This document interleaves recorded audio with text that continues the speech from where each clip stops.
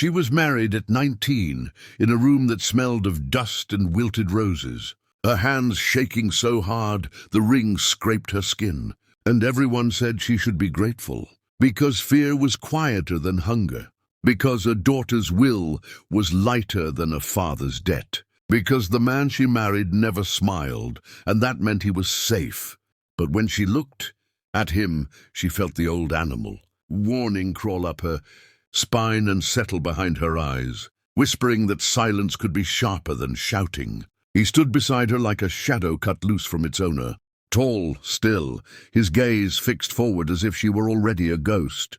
And when the priest asked if she consented, her yes came out thin and torn, a sound learned from years of swallowing no. The town watched with polished faces, neighbors counting favors and grudges, mothers measuring her hips with their eyes, men pretending not to imagine her fear. And when the vows ended, there was a murmur of relief, as if a storm had passed without rain, as if a bargain had been sealed and the cost safely moved to someone else's body.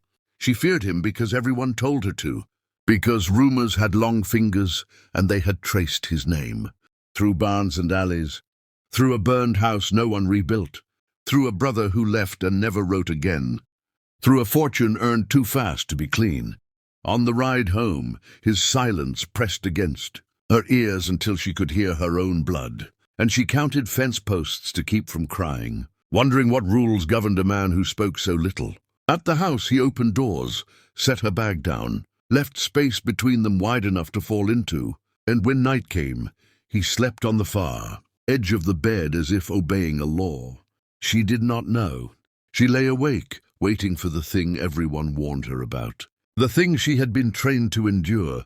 And when dawn came untouched, fear sharpened instead of easing, because mercy from a feared man felt like the calm before something worse. By noon the town gathered again, drawn by curiosity like flies to sugar, for the wedding gift he had promised to reveal, and she stood beside him on the porch, heart hammering, while he lifted a cloth from a crate and the crowd leaned in, certain they were about to be proven right.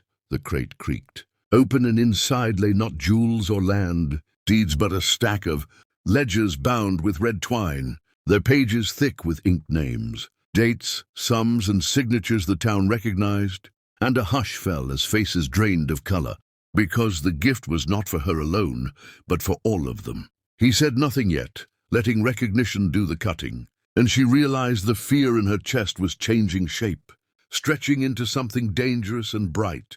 One by one, people saw themselves reflected in those pages, saw the loans hidden from wives, the bribes disguised as charity, the stolen acres fenced at night, and the silence that followed was heavier than his had ever been. Her husband finally spoke, his voice calm as a blade laid flat on a table, saying the gift was truth, and truth could either burn or cleanse, depending on what one did next. He turned to her then, and in his eyes she did not see ownership or hunger, but an invitation she did not yet understand, and fear tangled with curiosity until she could not tell them apart. A man in the crowd laughed too loudly, another cursed, a woman wept, and the town shifted as if the ground had tilted. She felt the weight of every stare slide from him to her, measuring whether she was prisoner or accomplice, and she wondered the same, because the ledgers trembled in her hands when he placed them there. He told them the accounts were copies,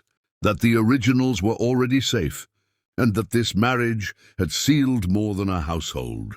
As whispers broke into arguments, and arguments into threats, she understood that whatever danger she feared might not be behind closed doors at all. But Stowe! She spent the night reading names by lamplight while the house creaked, like it was listening, every page tightening the knot between her ribs as she recognized teachers, councilmen, the grocer who slipped her sweets as a child, all tied together by ink that smelled faintly of iron and rot. And when she finally looked up, he was watching from the doorway, not looming but waiting, as if permission mattered, which unsettled her more than force ever could. She asked why he married her, why her fear had been part of the bargain, and he answered that fear made people honest, that the town had chosen her because she was young and quiet and easy to move, and he had chosen her because she was none of those things inside. only trained to appear so. He told her the ledgers were a map of sins that had strangled families for decades, including her own, including the debt that sold her, and that the wedding gift was leverage to break a cycle no one dared name. At dawn, a stone shattered the window, then another, and voices rose outside like a pack finding courage in numbers, accusing him of threats, of lies, of trapping them with forged pages. And she felt fear surge back full force, but now it aimed outward. He pressed a key into her palm and said the originals were hidden where only she could reach them. Because trust, once given, had to be visible, and before she could ask more, smoke curled from the barn. Flames climbed fast, fed by old hay and older hatred, and the crowd surged, some trying to save animals, others eager to watch something burn that might erase guilt. She ran, heart-slamming, clutching the key, and found the hiding place beneath the floorboards of the town hall. A place she knew from childhood games. A place everyone forgot because they believed power slept elsewhere. When she returned, the barn was ash, and her husband stood with soot on his hands, calm amid chaos, telling the sheriff that accidents followed lies like shadows followed bodies. That night the threats sharpened into promises, knives glinting where smiles had been, and she understood the town would not be shamed quietly. They came for him after midnight, and she heard the door splinter, the sound of a decision made too late, and instead of freezing she moved, leading them on a chase through alleys and fields, letting them believe he fled, while she carried the truth toward the square. By morning the bell rang. People gathered, angry and afraid, and she stood alone on the steps with the ledgers raised high, her voice steady as she read names aloud, each one a match dropped into dry grass. Confessions spilled when denials failed, alliances cracked, and the sheriff lowered his eyes as he recognized his own signature. When her husband emerged from the crowd, alive and unbroken, the town finally understood the gift had never been revenge but release, and that the girl they thought they owned had become the hand that opened the door they feared most. Silence fell again, but this time it bowed to her, and fear at last chose a new home. The arrests came slowly, like winter settling in, one name at a time, and with each confession the town seemed to shrink, houses leaning inward as if ashamed, while she walked its streets no longer counting steps but measuring resolve. Aware that truth once spoken demanded guardians. Her husband kept his distance in public, letting whispers redraw him from monster to mystery, and in private he spoke little, trusting her choices without correction, which frightened her more than command ever had.